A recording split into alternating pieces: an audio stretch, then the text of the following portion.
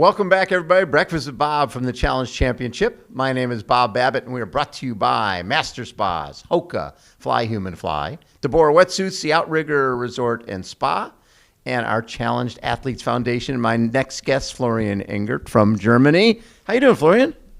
Nice to be here again, and always a pleasure. Good to see you. Always a pleasure. So you've already had a start to this season. You were 9th at Ironman South Africa. Exactly. And 52-minute swim, 4:32, 2:51, 8:20. Happy with the race? Overall, I would say I'm happy. Yeah, okay. I am. I had some personal goals to tick off. I mean, the last 2 years I didn't have any good results at all, to be honest. Was a bit of, especially last year and the training in winter leading up, leading to the season, was rough also mentally. So I had some personal goals I wanted to tick off in South Africa, and it worked out really well in terms of that. So I'm quite confident for what's to come for the season. We were chatting before we started the interview. One of the hardest things is when you change, right? You're doing well, and you change coaches, main thing is changing coaches. There's a transition that takes time, since you're seeing results in training, but they haven't transferred yet to the racing. You're waiting for that race where everything clicks in. Exactly. That's pretty frustrating. Yeah, it is. I mean, like in 2023, I had a good year in St. George with the 5th place at the World Championship, and then 12th place in Kona. I changed coaches afterwards, some sponsors, etc. But I would do that the same way again. It's not that it's somewhere there. I think it's just like, it is a change. I have had to adapt to it, especially a change of coaches is something that can take time. Unfortunately, it did take time. I mean, everyone wants to have it like the perfect way, changing coaches and everything is smooth, etc. It never happens that way. Exactly. So it's just like, it's literally a journey. Like in 2023 was okay. 2024 was bad. I had to drop out of my first race. There's 2 Ironmans, right? I've done Ironman and a challenge race. I finished Ironman Texas, but had to walk because of stomach problems, the marathon. And then was my first race I ever dropped out in Challenge Almere in September. And I sat on the bike, and I thought, like, after 150, 160K, it's like, doesn't make sense anymore. Yeah.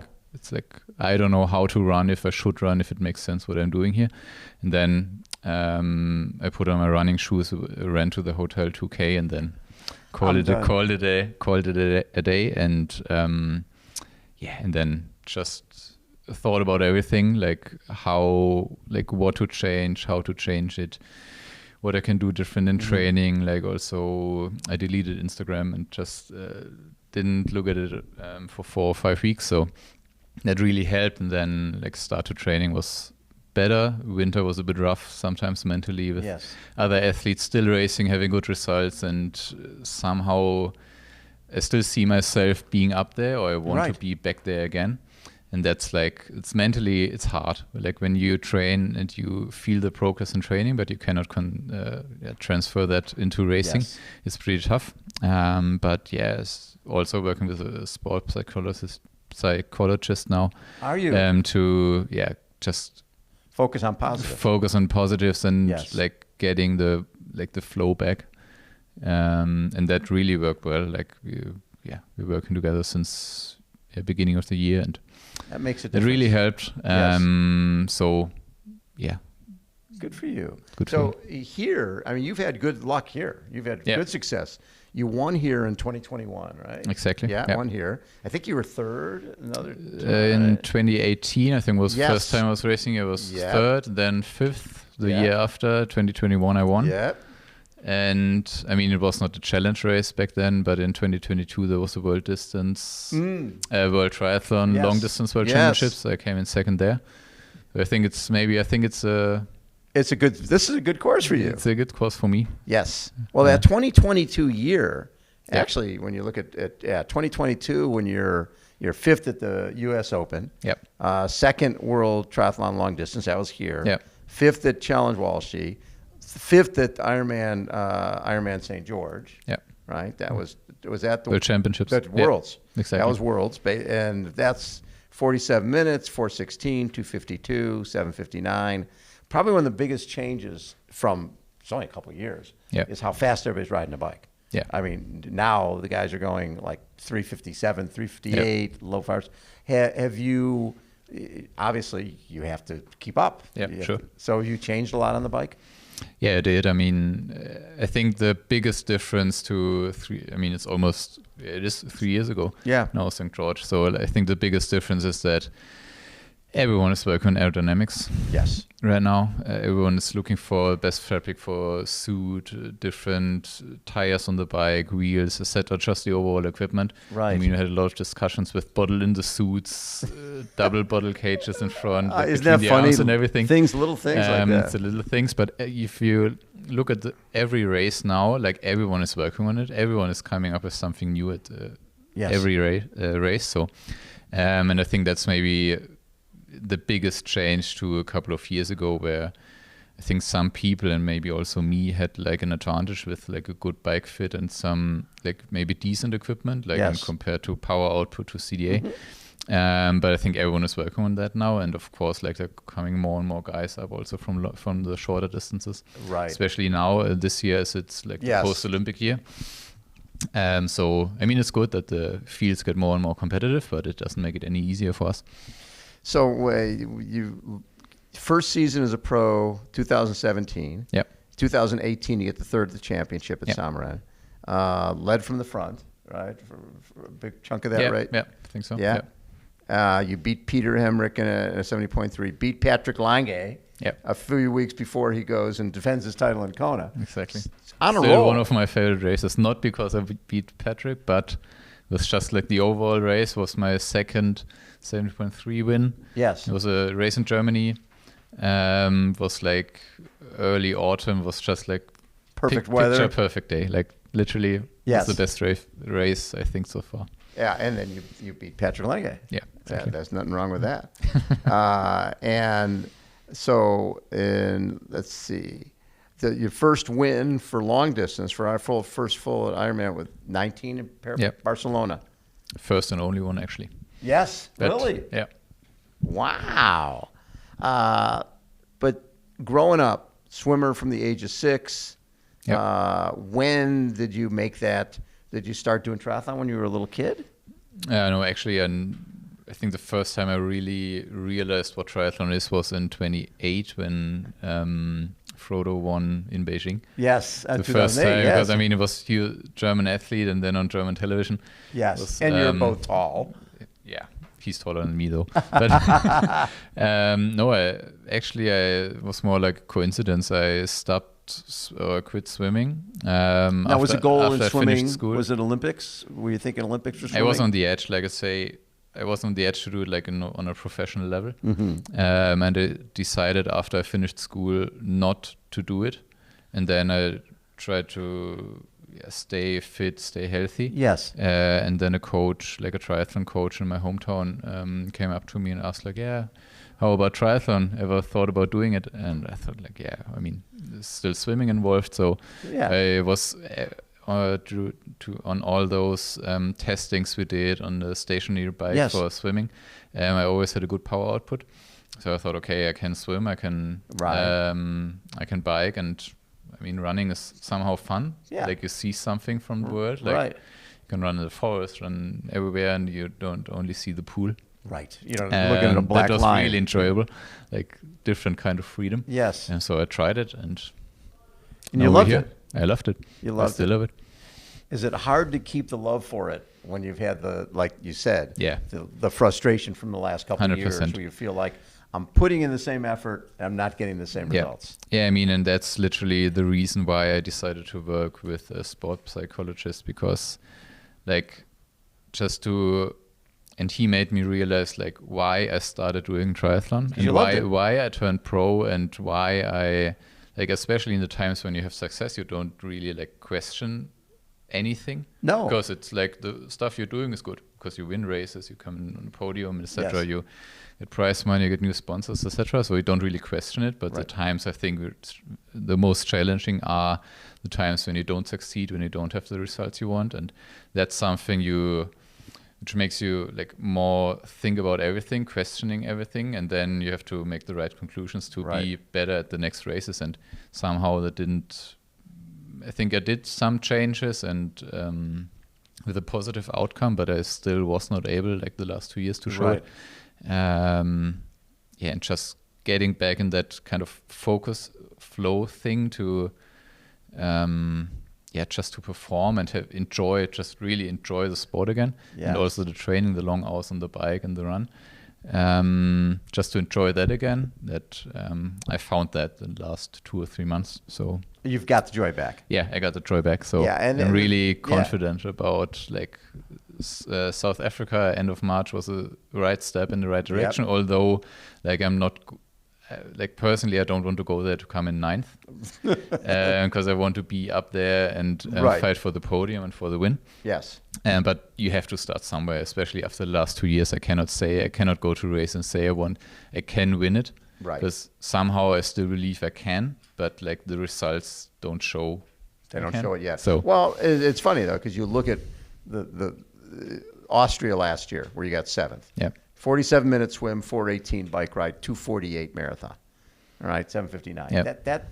Those are 3 really solid splits. Now the guys are going faster on the bike, but there's nothing wrong with 47 and 2:48 and 4:18. A couple years ago was a dominant bike time. Exactly. Right? Exactly. So I mean, if you look at the Ironman races now, it's like sub 8 is like standard. Oh, everybody's if you're not going sub 8. Exactly. Like, and I mean, actually, the kind of funny thing is that last year after Austria, I thought I got it. Yes. Because I made progress and was 7th, and then I had a crash in Frankfurt at 100K. Then decided to do Challenge Almere and just like the whole, because I knew like with the crash in Frankfurt I cannot qualify for the World Championships. Right, for Kona. And then I thought, okay, like what now? Doesn't make sense to do anything or to do another race. And then I decided to do Almere, and I was well prepared, but like just I was not like physically I was prepared, but mentally I wasn't prepared. Yeah. So and that's something. Was your body beaten up from the crash? A tiny bit. Actually, it was for the fact that I crashed at 50k per hour, and then sliding over concrete. I was decent, like only like a small wound on the hip. Yeah. But I got that fixed. Like went to the physio and everything afterwards, so it was still okay. But just like the mental part was like. You can never underestimate the mental part. Exactly. And then you try to do something in the race, you want to attack, and then everyone other is like passing you, or you attack, and then you look behind and they're still there. Like and you're like, why aren't they dropping? What's going on? Yeah. And then they counterattack, and then it's like. Well, and the hard part is too, I'm sure there's a point where you're getting the workouts from the coach, and you're going, is that really the right workout? Because you haven't had the race success. Yeah, sure. Yeah. That you before whatever you were given, it was working. Yeah. Now you're looking at it going, okay, it makes you not do the workouts maybe as hard, or makes it. It's a domino thing. It is. I'm not racing that well. I feel like I'm training okay. Maybe I'm not doing the right stuff. Yeah. So then you question. Yeah, I mean, we changed sessions, we changed the approach to races, like with race activation and everything. But the problem, like somehow the problem is that, like, I still felt the progress in training. Yes. Like, and we did the changes, and the changes always were like good. We didn't really do anything wrong. Yeah. But it's just.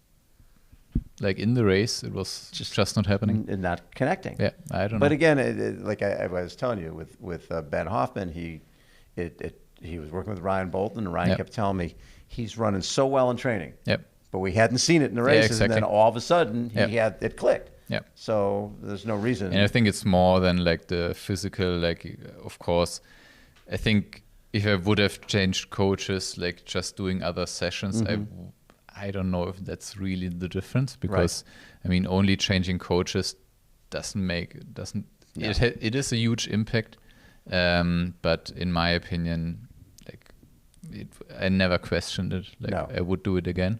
Yeah. And like some things just take time. They do. And we've seen it with other athletes. You see Patrick Lange change coaches, and next thing you know, he wins. And also in other sports, I mean, like all the time. You have different sports, and it can happen all the time. It's always those up and downs. And I know it's like, it is part of the journey, and everyone still tells me and told me, like last year, 2 years ago. Yeah. But it doesn't help in that, like, in that I know it's part of the journey, but I still want to win races. Exactly. It doesn't help in that moment. So, what's the rest of this season? You think? I will race Challenge St. Pölten next week. Yes. So 2 races within a week. And then Challenge Roth, or Challenge Roth. Yes. As you said. And then we'll see. Maybe I try to qualify for Nice. I still want to do an Ironman in, let's say mid of August, end of August. Right. And we see if I chase the Nice qualification, or maybe try to do an early Kona qualification. So right, for the following year, since we'll be back. Do you like that idea of the men and women back together in Kona? Yeah, for sure. I mean, I only was once in Kona in 2022, which is still a cool experience, but I think it was just too crowded. So I really like the fact that they put it back on together with like a limited amount of athletes. Yep. And I think that's really good, because back otherwise it's like, I mean, now I think the limit is 3,000, right? And I think back in 22 it was more than 5. Well, we had between the 2 days, it was sick. Yeah, I think it was 5,000 and 6,000 people. That was crazy. It was also, crazy like prices for accommodation, everything was just so expensive. Everything so I think was so expensive. That's really cool. And I mean, in the end, to be honest, like that's what every triathlete really cares about. Like, have you been to Kona? Yeah. So it's like just the identity is like, it's so. Everyone, if you tell someone like, I'm racing Ironman, have you been to Kona? Yeah. So it's good for you, man. Yeah. And again, if nothing else, during 2023, you were really consistent. Yeah. See, I always look at everything as half full, right? It's like, look at Florian here, man. He was consistent. Or I take something from it, and look at a 47-minute swim or a 46-minute swim. I mean, you're going to be right up there. And that's actually that 11th place in Hamburg in 2023, and you go 46, 405, 247, that was 740. That was a hell of a race. Yeah, it was. 11th. That just shows you where the sport is going. Exactly. When you get 11th, those are winning the race splits. Yeah, for sure. 100%. Right? Yeah. Yeah, and now it's crazy. Yeah, I mean, and it's good and bad at the same time. Like, bad for me because I have to train harder, but good for sure for the sport and like in general. Yes. Just like like the overall competition is still improving and rising, and you get more attention for the sport, and that's really cool. And this is a course you've had so much success on. Yeah. What makes this course? What connects between you and this course? It's pretty fast. It's pretty fast. It's windy. You have to ride, like you have to have a proper bike fit, like you have to get good aero position and a good power output in combination. And I think like what I learned like the first time I came here was like I thought it's an easy course because it's flat. Right. But that's you're like never changing your muscles. Fact, it's like the most, I think it's the most difficult and the like most, if you can say it like that, like doesn't get more honest than here. Right. Like it's honest racing because you cannot really afford going out of aero position, and you have to ride hard, consistent, and it's always windy. I think I never had a race here where it wasn't windy. Like it's either tailwind or headwind. Yes. So and that makes it really challenging. And I mean, it's my 5th time racing here. 3 challenge races, 1 World Championships, and you've. Were you on podium on most of those? When you won? Yeah. Won, a couple thirds, second, right? Yeah, I think 3rd, 5th, then 2nd at the World Championships, and first. Like, and the win. This is your course. Yeah, it is. Yeah, Sunday will be your day. Yeah, hopefully. I love it. Again, exactly. Thank you, Florian, for taking time. I'm looking forward to seeing you get your mojo back. Yeah. Right? That's what Thank you very much. I want you finishing with a big smile on your face and being on the podium. I think I will. I mean, I only have good experience for that race. So yes. Really looking forward to be here again and race it. Florian Angert has been our guest, everybody. Again, Breakfast with Bob from the Challenge Championship. Hold on. We will be right back.